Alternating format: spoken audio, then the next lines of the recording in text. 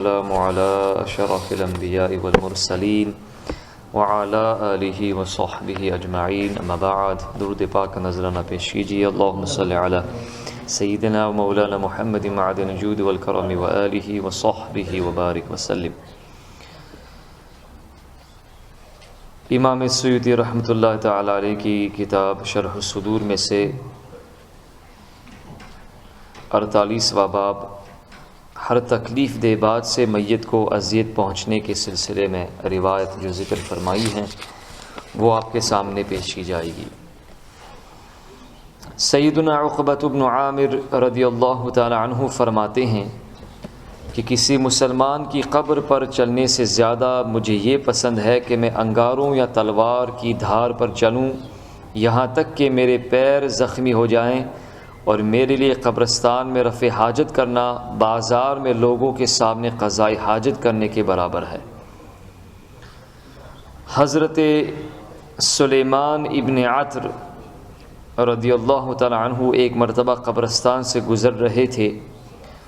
کہ آپ کو استنجا کی حاجت پیش آئی۔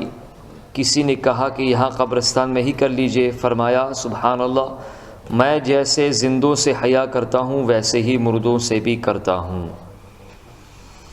سیدنا عمارۃ بن حزم رضی اللہ تعالی عنہ بیان کرتے ہیں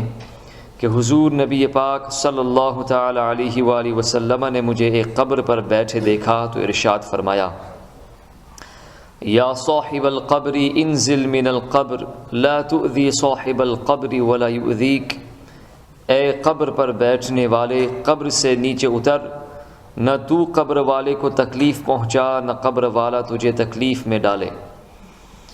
حضرت سیدنا عبداللہ بن مسعود رضی اللہ تعالی عنہ سے قبر کے اوپر چڑھنے کے متعلق پوچھا گیا تو آپ نے فرمایا، میں جس طرح مسلمان کی زندگی میں اسے تکلیف دینا ناپسند کرتا ہوں، یوں ہی اس کی موت کے بعد بھی اسے تکلیف دینا ناپسند کرتا ہوں۔ حضرت سیدنا عبداللہ بن مسعود رضی اللہ تعالیٰ عنہ کا فرمان ہے، اذى المؤمن فی موتہ کاذاہ فی حیاتہ، مسلمان کو موت کے بعد تکلیف دینا اسے زندگی میں تکلیف دینے کی طرح ہے۔ حضرت سیدنا قاسم بن مخیمرہ رضی اللہ تعالیٰ عنہ فرماتے ہیں، مجھے قبر کو روندنے سے زیادہ پسند یہ ہے کہ میں اپنے نیزے کی نوک پر چلوں اور وہ میرے پیروں میں پیوست ہو جائے۔ ایک شخص قبر پر کھڑا تھا اور پوری طرح ہوش میں تھا کہ اتنے میں اس نے قبر سے ایک آواز سنی کہ اے شخص مجھ سے دور ہٹ، مجھے تکلیف نہ دے۔ پھر 49واں باب کرامن کاتبین کا قبر مومن پر ٹھہرنے کا بیان، اس میں جو روایت ذکر فرمائے وہ پیش کی جاتی ہے۔ حضرت سیدنا ابو سعید خدری رضی اللہ تعالی عنہ روایت کرتے ہیں کہ حضور پر نور صلی اللہ علیہ وآلہ وسلم نے ارشاد فرمایا، جب اللہ رب العزت اپنے مومن بندے کی روح قبض فرماتا ہے تو اس کے دونوں محافظ فرشتے آسمان کی طرف بلند ہو جاتے ہیں اور عرض کرتے ہیں کہ اے ہمارے رب، تو نے ہمیں اپنے مومن بندے پر مقرر کیا کہ ہم اس کا عمل لکھیں، اب تو نے اسے اپنی طرف اٹھا لیا ہے تو ہمیں اجازت دے کہ ہم آسمان میں رہیں۔ اللہ رب العزت ارشاد فرماتا ہے، میرا آسمان میری پاکی بیان کرنے والے فرشتوں سے بھرا ہوا ہے۔ کرامن کاتبین عرض کرتے ہیں کہ پھر ہمیں اجازت دے کہ ہم زمین میں رہیں۔ رب تعالی ارشاد فرماتا ہے، میری زمین میری پاکی بیان کرنے والی مخلوق سے بھری ہوئی ہے، تم میرے بندے کی قبر پر ٹھہر جاؤ اور قیامت تک میری تسبیح، تکبیر اور تحلیل یعنی لا الہ الا اللہ کا ورد کرتے رہو اور اسے میرے بندے کے لیے لکھتے رہو۔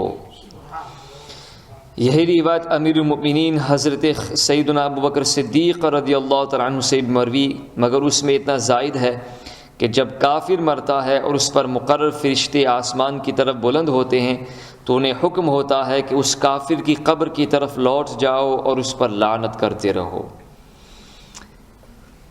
پھر 50واں باب یہاں قائم فرمایا ہے میت کو قبر میں نفع دینے والی چیزوں کے سلسلے میں، تو فرماتے ہیں سیدنا ثابت بنانی رضی اللہ تعالیٰ عنہ فرماتے ہیں کہ جب مومن کو قبر میں رکھا جاتا ہے تو اس کے نیک اعمال اسے گھیر لیتے ہیں۔ اب عذاب کا فرشتہ آتا ہے تو ایک نیک عمل اس سے کہتا ہے کہ اس سے دور ہو جاؤ، اگر میں تنہا بھی ہوتا تب بھی تم اس تک نہ پہنچ پاتے۔ سبحان اللہ۔ حضرت سیدنا ثابت بنانی رضی اللہ تعالیٰ عنہ فرماتے ہیں کہ جب کوئی نیک شخص انتقال کرتا ہے اور اسے قبر میں رکھ دیا جاتا ہے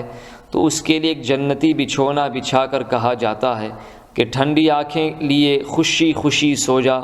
اللہ رب العزت تجھ سے راضی ہو۔ پھر اس کی قبر تا حد نگاہ وسیع کر دی جاتی ہے اور اس کے لیے جنت کی طرف ایک دروازہ کھول دیا جاتا ہے۔ وہ جنت کی خوبصورتی کو دیکھتا اور اس کی ہوا محسوس کرتا ہے۔ اس کے نیک اعمال، نماز، روزہ اور بھلائی وغیرہ اسے گھیر لیتے ہیں اور کہتے ہیں ہم نے تجھے قیام میں کھڑا رکھا، ہم نے تجھے پیاسا رکھا اور ہم نے تجھے راتوں کو جگائے رکھا، بس آج ہم ویسے ہیں جیسے تجھے پسند ہو، ہم تیرے جنتی ٹھکانے میں پہنچنے تک تیرے غم گسار ہیں۔ سبحان اللہ۔ حضرت سیدنا انس بن مالک رضی اللہ تعالیٰ عنہ روایت کرتے ہیں کہ سرکار دو عالم نور مجسم صلی اللہ علیہ وآلہ وسلم نے ارشاد فرمایا کہ ہر انسان کے 3 دوست ہیں۔ ایک دوست اس سے کہتا ہے کہ جو تو خرچ کرے وہ تیرا اور جو روکے رکھے وہ تیرا نہیں، یہ دوست اس کا مال ہے۔ دوسرا دوست کہتا ہے میں تیرے ساتھ ہوں، مگر جب تو بادشاہ کے دروازے پر آ گیا تو میں تجھے چھوڑ کر واپس لوٹ جاؤں گا، یہ دوست اس کے گھر والے ہیں۔ تیسرا دوست کہتا ہے جہاں بھی تو آئے جائے گا میں تیرے ساتھ ہی رہوں گا، یہ دوست اس کا عمل ہوتا ہے۔ بندہ کہے گا تینوں میں تو مجھ پر زیادہ آسان تھا، یعنی نیک اعمال، مال بھی واپس چلا جاتا ہے، گھر والے بھی واپس چلے جاتے ہیں، لیکن عمل تمہارے ساتھ رہتا ہے۔ حضرت سیدنا انس بن مالک رضی اللہ تعالیٰ عنہ روایت کرتے ہیں کہ نبی کریم صلی اللہ علیہ وآلہ وسلم نے ارشاد فرمایا جب انسان مرتا ہے تو 3 چیزیں اس کے ساتھ جاتی ہیں، 2 واپس آ جاتی ہیں اور ایک اس کے ساتھ رہتی ہے، اس کے گھر والے، اس کا مال اور اس کا عمل۔ گھر والے اور مال واپس ہو جاتے ہیں جبکہ عمل اس کے ساتھ رہ جاتا ہے۔ سیدنا نعمان بن بشیر رضی اللہ تعالیٰ عنہ سے مروی کہ فخر کائنات شاہ موجودات صلی اللہ علیہ وآلہ وسلم نے ارشاد فرمایا انسان اور موت کی مثال اس آدمی کی سی ہے جس کے 3 دوست ہوں، ایک نے کہا یہ میرا مال ہے، اس میں سے جو چاہو لے لو اور جو چاہو چھوڑ دو۔ دوسرے نے کہا میں زندگی بھر تیری خدمت کروں گا اور تیرے مرتے ہی تجھے چھوڑ دوں گا۔ تیسرا بولا میں تیرے ساتھ ہوں اور تیرے ساتھ ہی آؤں گا اور جاؤں گا چاہے تو مرے یا جیے۔ جس نے کہا تھا یہ میرا مال ہے، اس میں سے جو چاہو لے لو اور جو چاہو چھوڑ دو، وہ اس کا مال ہے۔ دوسرا اس کا خاندان ہے اور تیسرا اس کا عمل ہے، بندہ جہاں بھی ہو وہ اس کے ساتھ رہے گا۔ سیدنا کعب الاحبار رحمۃ اللہ علیہ فرماتے ہیں کہ جب نیک بندے کو قبر میں رکھا جاتا ہے تو اس کے اعمال صالحہ یعنی نماز، روزہ، حج، جہاد، قرآن شریف کی تلاوت، صدقہ وغیرہ وغیرہ اسے گھیر لیتے ہیں۔ اب عذاب کے فرشتے اس کے پاؤں کی طرف سے آتے ہیں تو نماز کہتی ہے کہ پیچھے ہٹ جاؤ،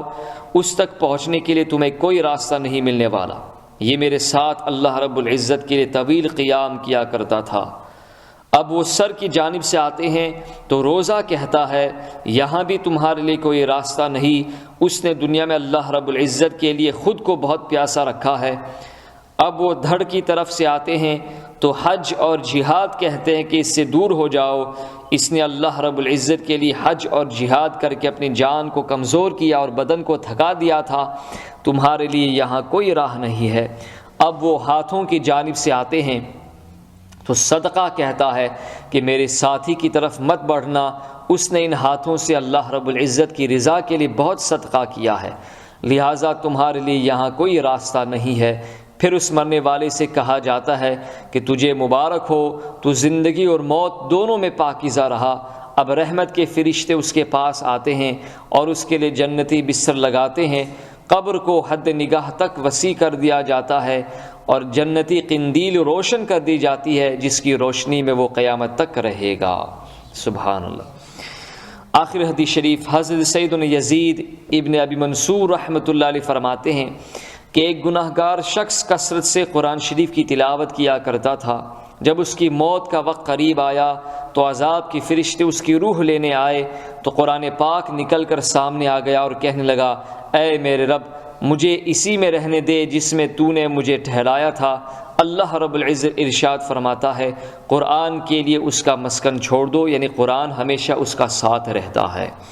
اللہ رب العزت ہم سب کو موت آنے سے پہلے اس کی تیاری کرنے کی توفیق عطا فرمائے، اخلاص کے ساتھ زیادہ سے زیادہ نیک اعمال کرنے کی ہم سب کو سعادت نصیب فرمائے۔